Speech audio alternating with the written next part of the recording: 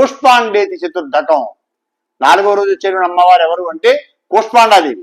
ఈవిడ దేనికి ప్రధానమైనటువంటి శక్తి అంటే మన తర్వాత మనకు వంశం కావాలి, పిల్లలు కావాలి, చక్కటి పిల్లలు ఉండాలి, వాళ్ళ ఆరోగ్యవంతులైన ఉండాలి, అలాంటి పిల్లలు జ్ఞానవంతులైన ఉండాలి.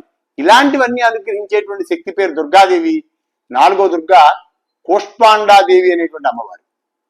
ఆ దుర్గ పేరు కూష్మాండ. ఆవిడ 4వ రోజు విశేషంగా అర్చించి రవకేసర నైవేద్యం పెడతారు అమ్మవారికి వేళ.